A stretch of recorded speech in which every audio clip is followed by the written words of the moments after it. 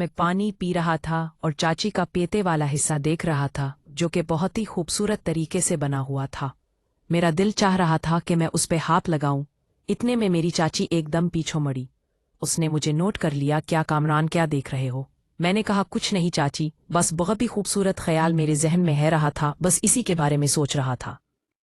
उसने कहा जो ख्याल तुम्हारे जहन में चल रहा था मैं समझ रही हूँ। मैंने कहा क्या मतलब, आप क्या मुझी? उसने कहा कि मुझे लगता है कामरान अब तुम बड़े हो गए हो। अगर मेरी बात तुम्हारी अम्मी से हुई तो मैं उन्हें कहूँ कि अब कामरान के शादी करवा दूँ।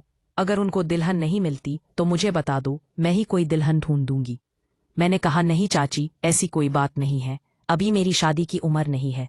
अभी मैंने जिंदगी में देखा ही क्या है। अभी मैं अपने जिंदगी को एंजॉय करना चाहता हूँ, इसके बाद देख लेंगे। मेरी चाची ने कहा असल एंजॉय तो शादी के बाद होता है। अभी क्या रखा है, घूमो पियो खाओ, एंजॉय मेन नहीं होती।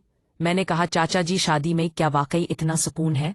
इसने कहा कि अभी तुमने वो सुकून हासिल नहीं किया और तुम्हें इस सुकून के बारे में नहीं पता है। जब मैं इस सुकून की लत लगेगी फिर तुम्हें रात रात भर नींद भी नहीं आएगी। ये मेरा चैलेंज है। और फिर इतने में चाची की बेटी आमना भी किचन में आ गई और कहा कि क्या बातें हो रही हैं। फिर चाची ने बात बदलते हुए कहा कुछ नहीं, बस कामरान से पूछ रही थी कि फिर वाले लिए हैं और कब तक रहने का प्लान है। फिर आमना ने मुझे कहा कि कामरान भाई आप आएं मेरे साथ, मेरे कमरे में बैठ के हम बातें करते हैं। अम्मी जब तक खाना बनाती है फिर हम खाना खाएंगे। तो फिर मैं आमना के साथ हूँ उसके कमरे में आ गया। आमना का कमरा अलग बना हुआ था पर आमना उस मरे में रात को अपनी सूली थे। इसमें एक बहुत खूबसूरत बैग बिछा हुआ था और बहुत सारे टेड्डी बेयर वगैरह पड़े हुए थे। मैंने कहा आमना तुम्हारा कमरा तो बहुत खूबसूरत है। उसने कहा कामरान भाई कमरा खूबसूरत होना कौन सी बड़ी बात है, असल सुकून तो किसी और चीज में है। मुझे चाचू के घर वाले सारी अफरादी आशिक मिजाज लगते थे। मेरा चाचू मेरी अम्मी के साथ, मेरा कजन आसिफ मेरी बहन के साथ। अब चाची भी मुझसे ऐसे गुफ्तगू कर रही थी जैसे मैं उनके इशारे समझ रहा था और आमना भी मुझे उसी मिजाज की लग रही थे। लेकिन मैं अभी मुझ में पाया था कि आमना क्या कहना चाहती है। मैंने कहा आमना तुम मुझे खुल के बताओ, मुझसे शर्माने की जरूरत नहीं है।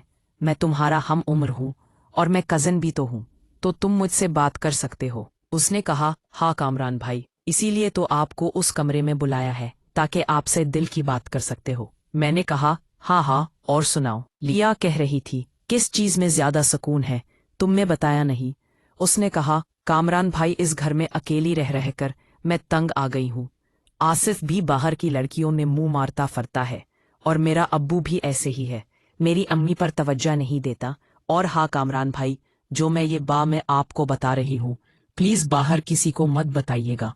मैंने कहा आमना तुम मुझे अपना दोस्त समझो, ऐसी कोई बात नहीं है। तुम जो कहना चाहती है खुल के कहो। और हर बंदे की पर्सनल लाइफ होती है, उसमें कोई बड़ी बात नहीं। मेरी भी कुछ पर्सनल लाइफ है, तुम्हारी भी हुई।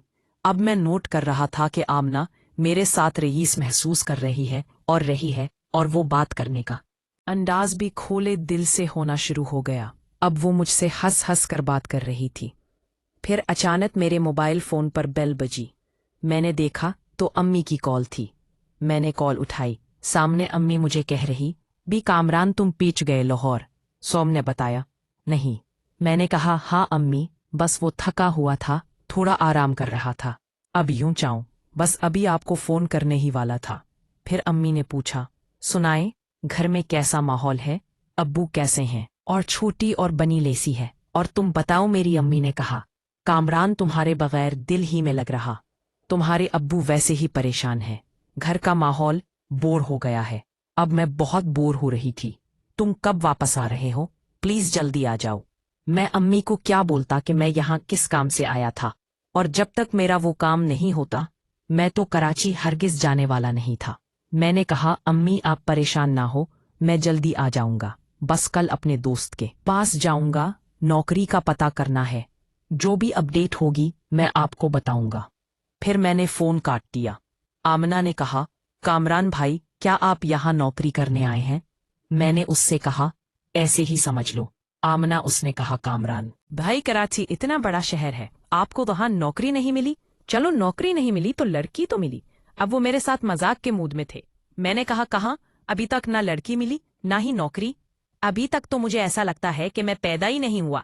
लड़की का बंदोबस्त तो कर ही दूंगी, नौकरी का कुछ भी नहीं कर सकती। ये तो हर घर का मसला है। मेरे आसफ भाई भी कितनी अरसे से बैठा हुआ है, हालांकि मेरे अब्बू के इतने ताल्लुकात हैं, लेकिन फिर भी पाकिस्तान में नौकर में कहाँ रह गई हैं। मैंने कहा क्या मतलब? आमना लड़की तुम्हारी कोई दोस्त है क्या? उसने कहा दोस्त तो बहुत है, तुम्हें मिस लड़की पसंद है, मुझे बताओ, फिर मैं तुम्हारी लिए बंदोबस्त करती हूँ। मैं दोस्त हूं ना तुम्हारी, अब तुम्हारा ख्याल दो रखना पड़ेगा। मैंने कहा आमना बस तुम्हारी जैसी है, मुझे तुम्हारी जैसी लड़कियां बहुत पसंद हैं। अब वो शर्मा रही थी। मैं दिल में खुश हो रहा था कि शायद आमना मेरी बातों से इम्प्रेस हो रही है। फिर मैंने कहा आमना तुम बताओ तुम्हारा कोई बॉयफ्रेंड है?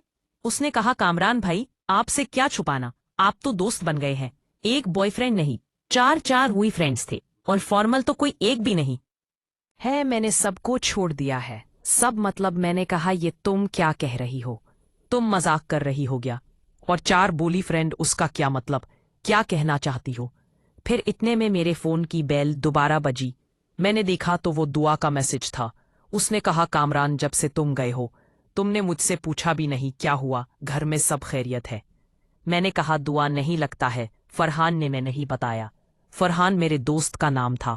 उसने कहा क्या हुआ? मैंने कहा दुआ मेरे घर में चोरी हुई थी, इतना बड़ा इशू हुआ था, मैं बस इसी में बिजी हूं, मैं तुमसे बात करूंगा। उसने कहा कामरान जल्दी मुझसे बात करना, जब से तुम गए हो मुझे कुछ भी अच्छा नहीं लग रहा। मैंने कहा हाँ दुआ मैं तुमसे बात करता हूँ। फिर मैंने फोन साइड पे रखा। यन और आमना ने उठा के मेरा फोन ऑफ कर दिया।